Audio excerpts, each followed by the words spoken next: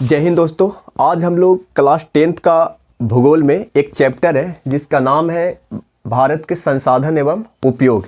यानी कि जितना भी भारत में संसाधन है उसका उपयोग हम लोग कैसे करें। सबसे पहले हम लोग को जानना ये जरूरी है कि संसाधन कहते किसको हैं। संसाधन कहते किसको हैं।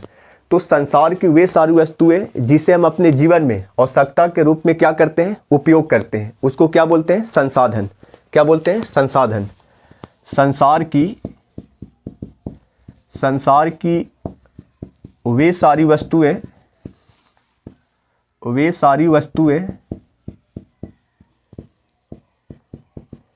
जिसे हम अपने जीवन में आवश्यकता के रूप में उपयोग करते हैं,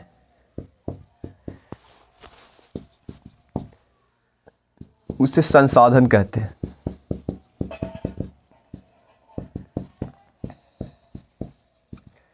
हाँ, संसाधन किसको बोलते हैं, संसार की वे सारी वस्तुएं जिसे हम अपने जीवन में आवश्यकता के रूप में उपयोग करते हैं।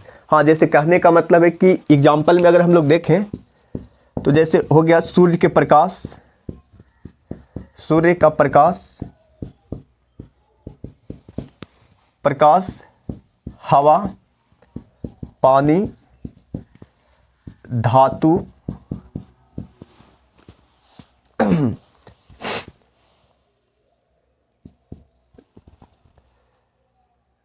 Railway, ETC। हाँ, यहाँ पे क्या है, सूर्य का प्रकाश। हम लोग आवश्यकता है हम लोग को सूर्य के प्रकाश का, यानी फसल को उत्पादन करने के लिए या हम लोग को खुद स्वस्थ रहने के लिए सूर्य के प्रकाश जरूरी है। उसके बाद हम लोग को सांस लेने के लिए हवा की ज़रूरी है। उसके बाद पीने के लिए पानी का, और उसके बाद हम लोग को कोई वस्तु बनाने के लिए धातु का उपयोग होता है, या जो भी जैविक चीज़ है यानी जीव जंतु हो गया। तो ये सब क्या है, मतलब हम लोग आवश्यकता के रूप में क्या करते हैं, उपयोग करते हैं। तो वही बोल रहा है कि संसार की वे सारी वस्तुएं जिसे हम अपने जीवन में आवश्यकता के रूप में क्या करते हैं, उपयोग करते हैं, उसको क्या बोलते हैं, संसाधन बोलते हैं। अब यहाँ पे है कि एक हम लोग का भूगोल बेता है। क्या है, भूगोल बेता। भूगोल बेता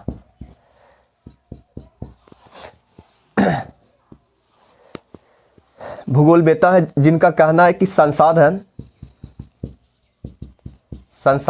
होते नहीं बनते हैं। संसाधन होते नहीं बनते हैं। हाँ, किनका कहना है, जिमरमैन का।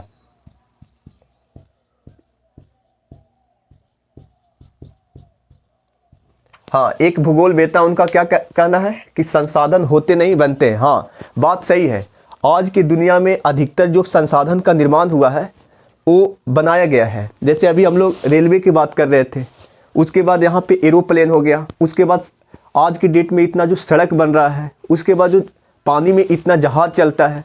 तो ये सब क्या है, ये सब हम लोग अपना जब आवश्यकता पड़ा तो हम लोग क्या किए, बनाए। तो वही बोला है कि संसाधन होते नहीं बनते हैं।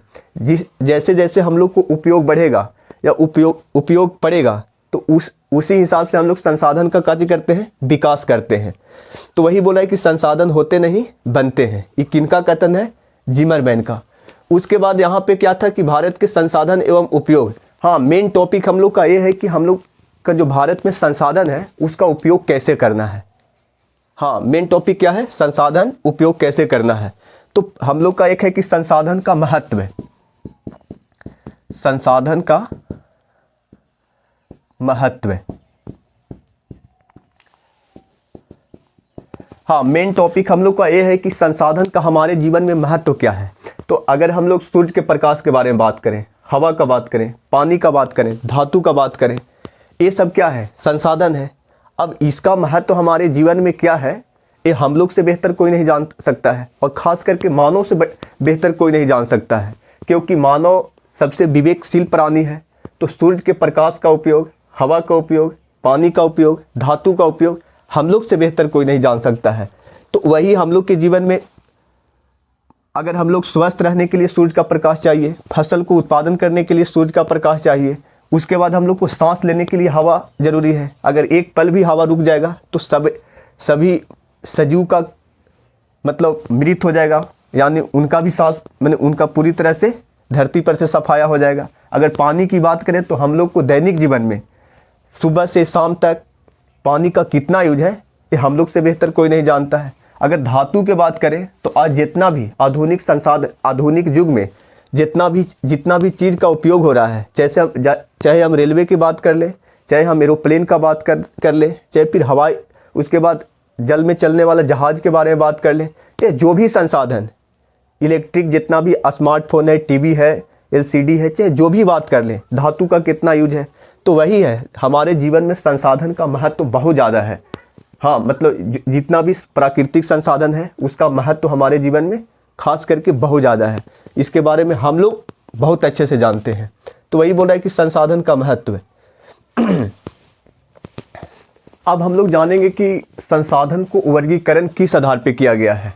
पहला बोल रहा है कि उत्पत्ति के आधार पे, दूसरा है उपयोगिता के आधार पर, तीसरा है क्या, स्वामित्व के आधार पे। अब हम लोग जानेंगे कि उत्पत्ति के आधार पे कई भाग में बांटा गया है, जैव और अजैव। उसके बाद उपयोगिता के आधार पे नवीकरणीय और अनवीकरणीय। स्वामित्व के आधार पर व्यक्तिगत, सामुदायिक, राष्ट्रीय और अंतर्राष्ट्रीय। स्वामित्व के मतलब होता है कि स्वयं, जैसे व्यक्तिगत कुछ ऐसा भी संसाधन है जो क्या होता है, व्यक्तिगत होता है, जैसे अपना घर, उसके बाद अपना भूमि, तो व्यक्तिगत हो गया। सामुदायिक मतलब गांव में कुछ ऐसा, गांव में जैसे मंदिर हो गया, उसके बाद सामुदायिक भवन हो गया, उसके बाद तालाब हो गया, तो ये सब क्या है, सामुदायिक संसाधन है। उसके बाद राष्ट्रीय, जैसे भारत का रेलवे, उसके बाद भारत का रेलवे हो गया, उसके बाद एरोप्लेन हो गया, तो ये सब क्या है, राष्ट्रीय। और अंतर्राष्ट्रीय में हो गया समुद्र, जैसे भारत का जो हिंद महासागर है 200 किलोमीटर तक भारत के हिसाब किताब है उस पे, लेकिन ओकर बाद जितना भी समुद्र का हिसाब किताब है वो अंतर्राष्ट्रीय संसाधन में। अंतर्राष्ट्रीय मतलब होता है कि पूरा देश मिलकर उसका यूज करेगा, तो क्या हो गया, अंतर्राष्ट्रीय संसाधन। हाँ, इस संसाधन को कितने भाग में बांटा गया है, 2 भाग में। एक प्राकृतिक संसाधन होता है, एक क्या होता है, मानवीय संसाधन। प्राकृतिक संसाधन के मतलब कि जो मानव नहीं बनाया है, जैसे हो गया सूर्य के प्रकाश, हवा, जल, धातु, मिट्टी, तो ये सब क्या है, प्राकृतिक संसाधन। जो हम लोग नहीं बना सकते हैं वो क्या है, प्राकृतिक। और मानव अपने विवेक से प्रकृति के कुछ संसाधनों को अपना जो रूप देता है अपने विवेक से, उसी को क्या बोलते हैं, मानवीय। मानव के पास उतना ताकत नहीं है कि अपने से संसाधन को डेवलप कर दे। हाँ, प्रकृति के चीज़ों को एक दूसरे से कंबाइंड करके अपने विवेक से संसाधन का निर्माण करता है। तो जैसे मान लिया जाए कि रेलवे, तो रेलवे क्या है, रेलवे उसमें जो धातु लगा है, चाहे जितना भी बिजली है, बिजली से चलता है रेलवे, तो वो सब प्रकृति के चीज़ है, धातु प्रकृति का चीज़ है। लेकिन मानव अपना विवेक से क्या करता है, उसको अलग रूप देता है, तो उसी को क्या बोलते हैं, मानवीय संसाधन। उसके बाद यहाँ पे है कि प्राकृतिक संसाधन को 2 भाग में बांटा गया है। कई भाग में बांटा गया है, 2 भाग में। एक नवीकरणीय है और एक अनवीकरणीय है। नवीकरणीय संसाधन उसको बोला जाता है जो उपयोग करने के बाद वो समाप्त नहीं होता है। जैसे एग्जाम्पल में जल, एग्जाम्पल इसमें क्या होगा हाँ, एग्जाम्पल में होगा जल, हवा, सूर्य का प्रकाश ETC। एक क्या है, नवीकरणीय संसाधन, यानी कि वैसा संसाधन जिसे उपयोग करने के बाद वो समाप्त नहीं होता, उसको क्या बोलते हैं, नवीकरणीय। और अनवीकरणीय संसाधन उसको कहते हैं जो एक बार उपयोग करने के बाद क्या होता है, समाप्त हो जाता है। जैसे एग्जाम्पल में अगर हम लोग बात करें तो यहाँ पे होगा धातु, उसके बाद होगा कोयला, पेट्रोलियम, ETC। हाँ, तो ये सब क्या संसाधन है, एक बार जब हम लोग उपयोग करते हैं धातु को, कोयला को, पेट्रोलियम का, किरासन तेल को, तो क्या होता है, समाप्त हो जाता है। उसके बाद यहाँ मानवीय संसाधन को कई भाग में बांटा गया है, 2 भाग में, संरचनाएं एवं संस्थाएं एवं मात्रा एवं गुणवत्ता। हाँ, मतलब यहाँ पे कहने का मतलब है कि जितना भी क्या है, संरचना किया हुआ है। जैसे कहने का मतलब है कि रेलवे किसने बनाया, रेलवे हो गया, चाहे फिर संस्था हो गया। संस्था के मतलब जिसे कहने का मतलब है कि जैसे वर्ल्ड ट्रेड ऑर्गेनाइजेशन हो गया, क्या हो गया, WTO। उसके बाद विश्व व्यापार संगठन हो गया, उसके बाद वर्ल्ड हेल्थ ऑर्गेनाइजेशन, या एरोप्लेन वगैरह ये सब। तो ये सब क्या है, संरचनाएं एवं संस्थाएं हैं। हम लोग मतलब जितना भी संरचना करते हैं यानी निर्माण करते हैं वो सब मानवीय संस्थाएं हैं। हाँ, वो सब क्या है, मानवीय संसाधन है। और संस्था हो गया जिसे कहने का मतलब है कि स्कूल भी एक तरह का संस्था है, उसके बाद हॉस्पिटल भी एक तरह के क्या है, संस्था है। तो ये सब क्या है, मानवीय संसाधन है। उसके बाद मात्रा एवं गुणवत्ता। मानवीय संसाधन में कुछ ऐसा संसाधन होता है जिसमें मात्रा और गुणवत्ता होता है। जिसे कहने का मतलब है कि एग्जाम्पल में एरोप्लेन, इसका क्या है, गुणवत्ता है, क्वालिटी है कि आपको 1000 के स्पीड में, 800 के स्पीड में 1 घंटा में 1000 किलोमीटर पहुंचाएगा दूरी। तो इसका क्या है, क्वालिटी है। तो वही बोल रहा है। चाहे फिर रेलवे हो गया, तो ये सब क्या है, मानव अपना सूझबूझ से निर्माण करता है और उसके बाद उसमें क्या देता है, क्वालिटी देता है। तो उसी को बोलते हैं मानवीय संसाधन। चाहे मानव खुद जैसे IAS बनाता है, डॉक्टर बनाता है, मानव अपना विवेक से यानी टीचर बनकर किसी को डॉक्टर बनाता है, किसी को IAS बनाता है, किसी को इंजीनियर। तो वही बोल रहा है कि गुणवत्ता माने मानवीय संसाधन में क्या होता है, क्वालिटी होता है। उसके बाद यहाँ पे है कि नवीकरणीय संसाधन को 2 भाग में बांटा गया है, सतत अथवा क्या है, प्रवाह। माने सतह पे रहता है, उसका प्रवाह होता है। जिसे यहाँ पे क्या है, नवीकरणीय संसाधन को कई भाग में बांटा गया है, 2 भाग में, सतत अथवा प्रवाह। और उसके बाद जैव, जैसे पवन और जल का चीज है, सतह पे रहता है, इसका प्रवाह होता है। जिसे पवन है, हवा हर समय बहते रहता है, मैंने इसका प्रवाह होते रहता है। उसके बाद जल भी है, तो जल का भी हर समय क्या होता है, प्रवाह होता है, सतह पे होता है। तो वही बोल रहा है कि नवीकरणीय संसाधन 2 तरह के, एक सतत अथवा प्रवाह और दूसरा जैव। जिसे जैव में प्राकृतिक वनस्पति आएगा, वन्य जीव। जिसे जितना भी जंगल में वनस्पति है यानी पेड़ पौधा है, जैसे मान लिया जाए कि पीपल का पेड़, बरगद का पेड़, उसमें बांस का पेड़, तो सब क्या है, प्राकृतिक वनस्पति का चीज है, जैव है। और जैव मतलब सजीव। और उसके बाद वन्य जीव। हाँ, तो वन्य जीव भी एक तरह के क्या है, संसाधन है। हम लोग को वन्य जीव, हम लोग बोझा ढोने में उपयोग करते हैं, उससे भोजन के रूप में उपयोग करते हैं। तो वही बोल रहा है कि नवीकरणीय संसाधन को 2 भाग में बांटा गया है, सतत अथवा प्रवाह, और एक जैव है। और जैव में प्राकृतिक और वनस्पति है, वन्य जीव है, जो समाप्त नहीं हो सकता है। उसके बाद है क्या, अनवीकरणीय संसाधन। अनवीकरणीय संसाधन को 2 टर्म में बांटा गया, एक पुनः चक्रीय और एक अचक्रीय। जैसे धातु है, धातु अगर हम एक बार यूज कर लेते हैं, क्या करते हैं, यूज करते हैं, तो उसके बाद जिसे कहने का मतलब है कि धातु से हम लोग कबाड़ी बना लिए, या धातु से हम लोग खिड़की का निर्माण कर लिए, या धातु से हम लोग कोई जहाज, पानी में चलने वाला जहाज का निर्माण कर दिए। तो उसके बाद हम लोग दूसरा रूप दे सकते हैं, क्योंकि जितना भी धातु है एक निश्चित ताप पे पिघलता है। जैसे अभी हम लोग बोल रहे थे कि जहाज बना दिए या कबाड़ी बना दिया, रेलवे में हम धातु का यूज कर लिए, तो फिर हम लोग उसको पिघला कर दूसरा रूप दे सकते हैं, यानी पुनः चक्रीय, उसका दोबारा कर सकते हैं। लेकिन कुछ है अचक्रीय, जिसे एक बार यूज करेंगे खत्म हो जाएगा। जैसे कहने का मतलब है कि कोयला, उसके बाद पेट्रोलियम,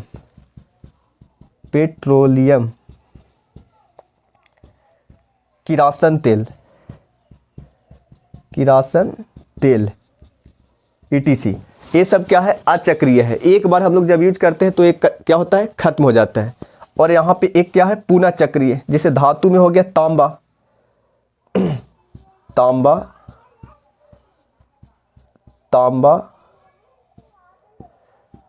सोना,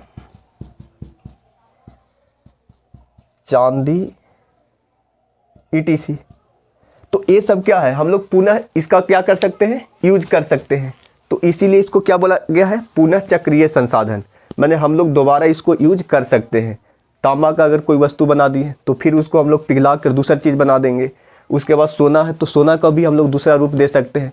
तो वही बोल रहा है कि अनवीकरणीय संसाधन 2 तरह के, एक तो ऐसा होता है कि आप उसको दोबारा यूज कर सकते हैं यानी दूसरा रूप दे सकते हैं, और अचक्रीय है जिसे जीवाश्म ईंधन, कोयला, पेट्रोलियम, किरासन तेल। तो एक बार जब हम लोग यूज कर लेंगे तो इसका क्या हो जाएगा, समापन हो जाएगा।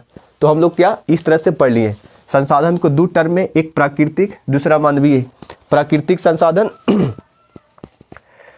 हाँ, संसाधन को कितने भाग में बांटा गया है, दो भाग में, प्राकृतिक, मानवीय। प्राकृतिक को कई टर्म में, दो भाग में, नवीकरणीय और अनवीकरणीय। संसाधन का परिभाषा हम लोग क्या क्लियर किए थे कि संसार की वे सारी वस्तुएं जिसे हम अपने जीवन में आवश्यकता के रूप में उपयोग करते हैं उसको क्या बोलते हैं, संसाधन। उसके बाद यहाँ पे प्राकृतिक है, तो वैसा संसाधन जो मानव नहीं बना सकता है, वह अजूबा शक्ति यानी भगवान के द्वारा बनाया जाता है, उसको प्राकृतिक संसाधन। और एक क्या है, मानवीय, तो जो मानव बनाता है, यानी मानव अपना विवेक से प्रकृति के कोई संसाधन को अलग रूप देता है, उसको क्या बोलते हैं, मानवीय। उसके बाद प्राकृतिक संसाधन को कई टर्म में बांटा गया है, दो टर्म में, नवीकरणीय, अनवीकरणीय। नवीकरणीय वैसा संसाधन है जो एक बार उपयोग करने के बाद दोबारा समाप्त नहीं होता है, जैसे जल, हवा, सूरज का प्रकाश। यहाँ पे अनवीकरणीय है। अनवीकरणीय संसाधन उसको बोलते हैं जो एक बार उपयोग करने के बाद वह समाप्त हो सकता है, जैसे धातु, कोयला, पेट्रोलियम, ईटीसी। उसके बाद नवीकरणीय को कई भाग में बांटा गया है, दो भाग में, सतत अथवा प्रवाह और दूसरा है जैव। सतत अथवा प्रवाह के मतलब होता है कि सतह पे होता है, क्या होता है, सतह पे, जैसे पवन हो गया, जल हो गया, क्या हो गया, पवन और जल। हाँ, इसका प्रवाह हर समय होते रहता है, जैसे हवा भी है, एक जगह नहीं रह सकता है, जल है एक जगह नहीं रह सकता है, एक जगह से दूसरे जगह प्रवाह होते रहता है। उसके बाद यहाँ पे जैव है। जैव को दो भाग में, प्राकृतिक और वन्यजीव। प्राकृतिक वनस्पति उसको बोलते हैं जो जंगल में पेड़ पौधा कई तरह के होते हैं। उसके बाद वन्यजीव, जैसे जंगल में शेर, चीता, बाघ, हिरन, उसके बाद सियार, लोमड़ी, तो ये सब क्या है, वन्यजीव है। उसके बाद हम लोग क्या पढ़े, अनवीकरणीयों को दो टर्म में, एक पुनः चक्रीय और एक अचक्रीय। पुनः चक्रीय उसको बोलते हैं जो धातु, जैसे तांबा है, तांबा का कोई वस्तु अगर हम लोग बनाते हैं तो उसके बाद हम लोग उसको पिघला कर फिर दूसरा बना सकते हैं। जैसे कहने का मतलब कि तांबा से हम लोग झाम बना दिए, चाहे फिर और कोई वस्तु बना दिए, तो उसको फिर हम लोग दूसरा रूप दे सकते हैं। लेकिन यहाँ पे अचक्रीय जो जीवाश्म ईंधन है, जैसे कोयला को हम लोग एक बार जला दिए तो समाप्त हो गया सदा के लिए। पेट्रोलियम, एक बार हम लोग पेट्रोल को गाड़ी में डाल दिए तो अब समाप्त हो गया, उसका हम लोग दोबारा यूज नहीं कर सकते हैं। किरासन तेल का भी वही है, एक बार अगर हम लोग ललटेन में डालकर उसको यूज कर लिए तो दोबारा हम लोग यूज नहीं कर सकते हैं। उसके बाद मानवीय को दो भाग में था, एक संरचनाएं एवं संस्थाएं। जिससे हम लोग रेलवे की बात कर रहे थे। रेलवे क्या है, संरचना है, हम लोग रेलवे को बनाए हैं। उसके बाद संस्थाएं, संस्था जिसे हम लोग ढेर सारा चलाते हैं, स्कूल हो गया, कॉलेज हो गया। उसके बाद बड़ा बड़ा संस्था WTO हो गया, WHO, तो ये सब भी एक तरह के संसाधन है, लेकिन मानव अपना विवेक से ये सब चीज़ को बनाया है। हाँ, तो वही बोल रहा है। उसके बाद मात्रा एवं गुणवत्ता, मानव जो संसाधन बनाता है उसका मात्रा होता है, गुणवत्ता होता है, क्वालिटी होता है। जैसे कहने का मतलब यहाँ पे एरोप्लेन है, इसका क्वालिटी है कि ये 1000 किलोमीटर पर घंटा के स्पीड से चलेगा। रेलवे है, जैसे यहाँ रेलवे हो गया, रेलवे भी का चीज़ है, मानवीय संसाधन है, इसका भी क्वालिटी है कि ये आपको ढेर सारा बोगी से ढेर सारा लोग को एक जगह से दूसरे जगह ले जाएगा, और इसका भी 150-200 के स्पीड है, इतना साल तक ही सही रहेगा। तो ये सब मानव गारंटी भी देता है, सामान गारंटी जिसको बोलते हैं, 2 साल का गारंटी, 2 साल का वारंटी। तो वही बोल रहा है कि मानव जो सामान को बनाता है तो उसका क्या रहता है, क्वालिटी होता है। क्या होता है, क्वालिटी। हाँ, अभी हम लोग क्या पढ़ रहे थे कि संसाधनों को वर्गीकरण किया गया है, एक उत्पत्ति के आधार पे, और एक उपयोगिता, तीसरा स्वामित्व, और चौथा क्या है, विकास के स्तर के आधार पे। सबसे पहले हम लोग जानना होगा उत्पत्ति। उत्पत्ति के मतलब कि यहाँ पे दो तरह के, प्रकृति के द्वारा दो ही तरह के चीज़ को निर्माण किया गया है, एक सजीव और एक निर्जीव। जैसे यहाँ पे लिखा हुआ है क्या, जैव संसाधन। तो जैव संसाधन उसको बोलते हैं जिसमें, हाँ, वैसा संसाधन जिसमें हम लोग सजीव के बारे में सजीव के रूप में उपयोग करते हैं, और वैसा संसाधन जो निर्जीव के रूप में उपयोग करते हैं। जैव संसाधन किसको बोलते हैं, जिसमें हम लोग सजीव के रूप में उपयोग करते हैं, और अजैव वैसा संसाधन जिसको हम लोग निर्जीव के रूप में उपयोग करते हैं। जैसे यहाँ पे सजीव के रूप में क्या होगा, यहाँ पे वनस्पति हो गया, उसके बाद जंगली जानवर, मानव, पालतू जानवर, ये सब क्या है? जैव है, माने जीवित है, सजीव। अजैव संसाधन में क्या होगा? जैसे यहाँ पे हवा हो गया,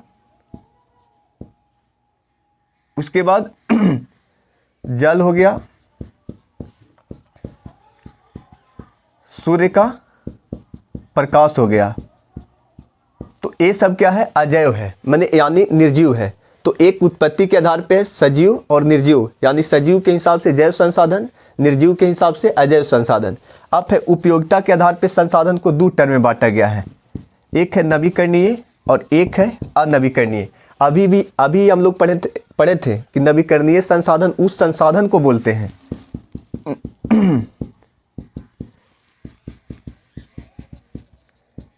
हाँ, नवीकरणीय संसाधन वैसा संसाधन को बोलते हैं जो एक बार उपयोग करने के बाद दोबारा खत्म नहीं होगा।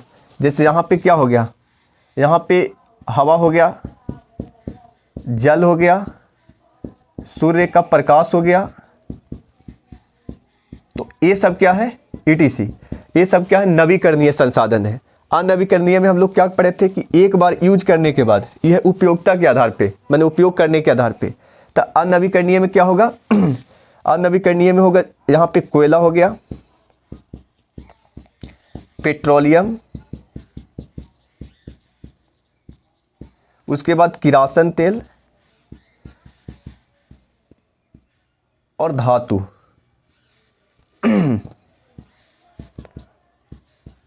और धातु, ये सब क्या है? अनवीकरणीय है। क्या है? अनवीकरणीय। अभी हम लोग पढ़ रहे थे कि स्वामित्व के आधार पे संसाधन को चार भाग में, एक व्यक्तिगत, जैसे व्यक्तिगत में हम लोग अभी तुरंत पढ़े कि व्यक्तिगत संसाधन उस संसाधन को बोला जाता है, जैसे यहाँ पे अपना जो जमीन है, मैंने जिसको जायदाद बोलते हैं, मैंने अपना जो पूर्वज का जमीन है जो हम लोग को विरासत में मिला है, तो हाँ, उसके बाद जमीन व्यक्तिगत संसाधन है। उसके बाद अपना मान लिया कि गाड़ी है, हाँ, वैन, तो ये सब क्या है? व्यक्तिगत है। अपना घर, हाँ, घर, ये सब क्या है? व्यक्तिगत है। सामुदायिक संसाधन किसको बोलेंगे? तो सामुदायिक संसाधन जैसे हो गया यहाँ पे मंदिर, तालाब, उसके बाद फील्ड, हाँ, तो फील्ड, ETC।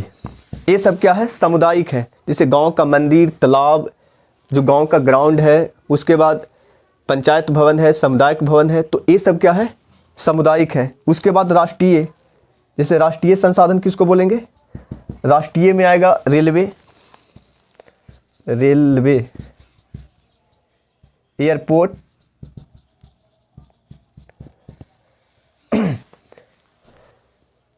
उसके बाद विधानसभा, यहाँ संसद भवन,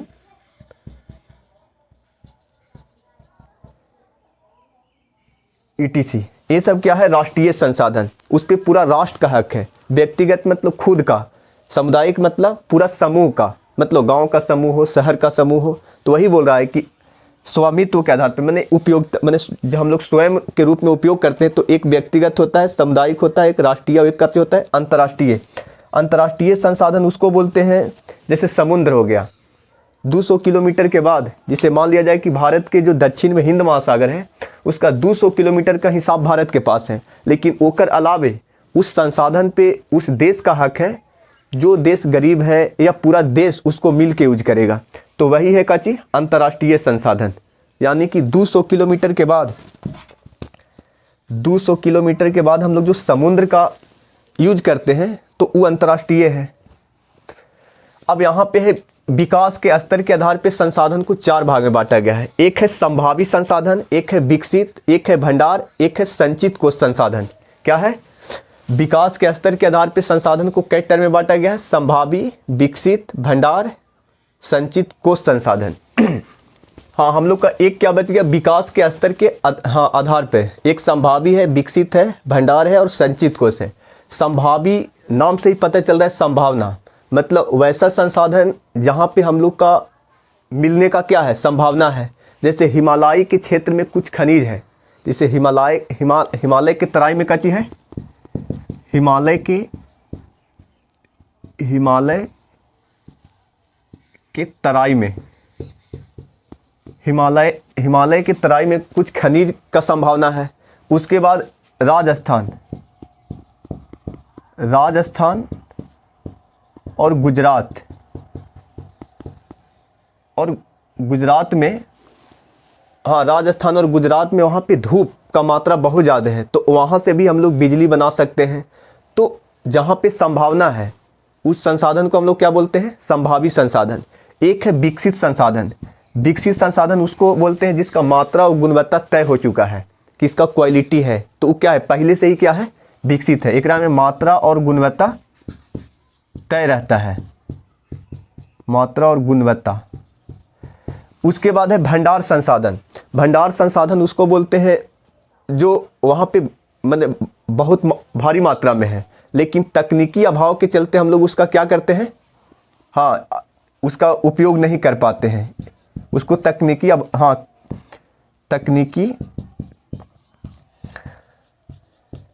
भंडार संसाधन को हम लोग यूज काहे न करते हैं, तकनीकी अभाव के चलते। उसके बाद संचित कोष संसाधन है। क्या है, संचित कोष। संचित